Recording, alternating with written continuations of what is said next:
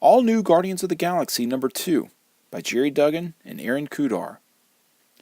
As the Guardians ship nears the Collector's fortress, Rocket briefs them on some ground rules. First of all, the tiny jewels that orbit around it, as he describes the mini Asgard, are mines. Inside the walls reveal tons of security, plus some type of ghostly apparitions that can scare a person to death. They agree it isn't somewhere they want to go, but Gamora tells them not to fret. The Collector will bring them in. Drax certainly doesn't seem interested, but as Peter tells them all, the score they'll walk away with will be enough to allow them to do anything they want. The way they initially get in is disguising themselves inside a very odd-looking animal the Collector has some interest in. Scans don't pick them up, and when Groot tells them the coast is clear, they escape, though the sound of Peter's puking nearly gives them away. Rocket attempts to cut them out before the creature just bursts through on its own. The sound attracts guards who start blasting away, but not before a renewed Gamora charges. Peter remarks how she's been fighting like crazy since passing on the chance to take out Thanos, sometimes unnecessarily. Meanwhile, the pacified Drax asks a guard where the egg is, but accidentally kills him in the process. Quill welcomes him back.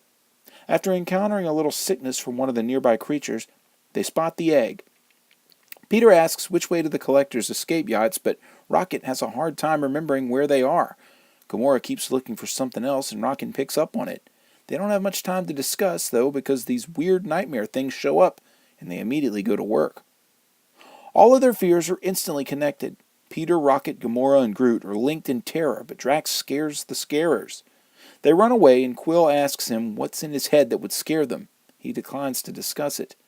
They pick up the egg and begin making their escape when the room they were in is changed. Rocket calls for an end to finesse and blasts what he thinks is a wall. Only problem is that it's not a wall. It's the Collector's hand.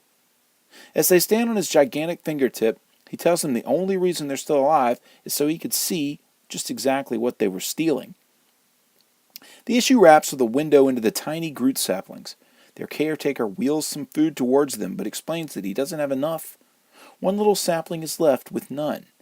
He gets a scorned look on his face, but the next page reveals a larger clone tearing him apart.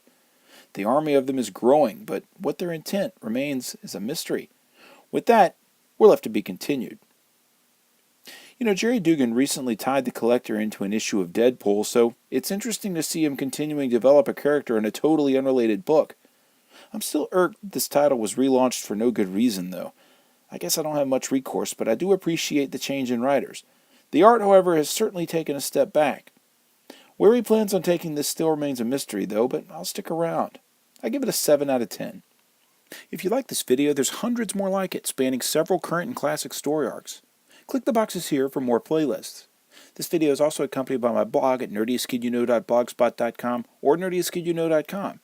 You can also follow links to my Facebook, Instagram, or Twitter pages, as well as a link to this very issue for sale on my eBay page by clicking below. For the Nerdiest Kid You Know, I'm Sam Torito. Thanks for watching.